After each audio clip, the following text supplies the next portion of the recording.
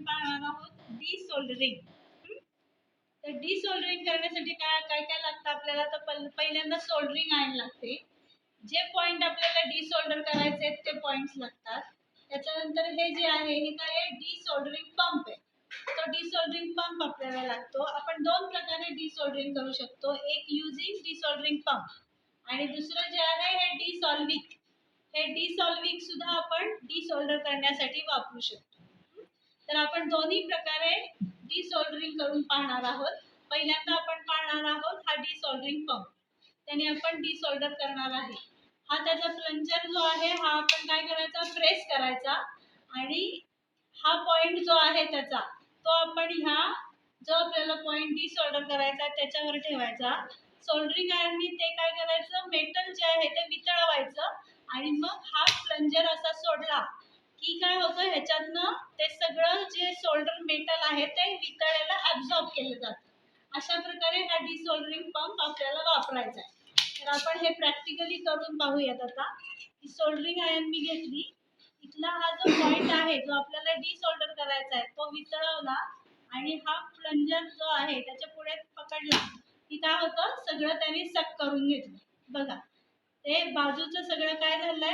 Clear झालेलं आहे. तर अशा पद्धतीने दोन्ही पॉइंट्स आपण काय करू? हे क्लिअर करून घेऊ जेणेकरून काय होईल? आपल्याला डिसोल्डरिंग करता येईल.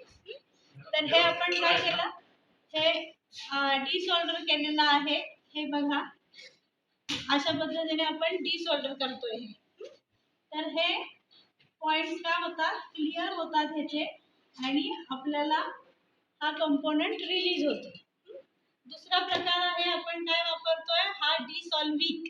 हा डिसॉल्विंग वापरून आपण हे काय करतोय? डिसोल्डर करतोय. तर हे पण अशाच पद्धतीने वापरायचं. इथे आपण हा जो पॉइंट आहे हा काय करायचा? पहिल्यांदा थोडं सोल्डरिंग आयर्न वापरून मेटल त्याचं वितळवून घ्यायचं आणि मग हा डिसॉल्विंग त्याच्यावर पकडून काय करायचं? सगळं मेटल जे आहे ते त्याच्यामध्ये काय होणार आहे? सक केलं जाणार आहे वितळवलेलं. हे पूर्ण सक झालं की तो पॉइंट काय होतोय? क्लिअर होतोय.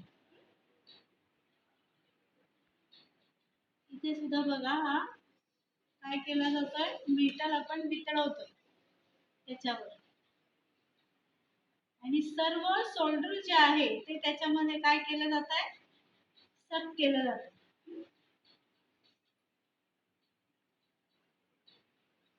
आणि जसं जसं सक केलं जाईल तसं तसा तो पॉइंट काय होतोय? हा आपला क्लिअर होत जातोय.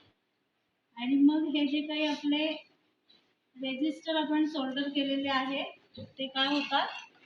सगळे व्यवस्थितरित्या पॉइंट्स क्लिअर होतात आणि तो कंपोनंट हा काय होतो? रिलीज होतो. हे बघा हे दोन्ही कंपोनंट काय झाले? आपले डिसोल्डर झाले. आले लक्षात? तर दोन प्रकारे आपण डिसोल्डरिंग केलं. युजिंग डिसोल्डरिंग पंप आणि युजिंग डिसॉल्विंग. लक्षात आलं?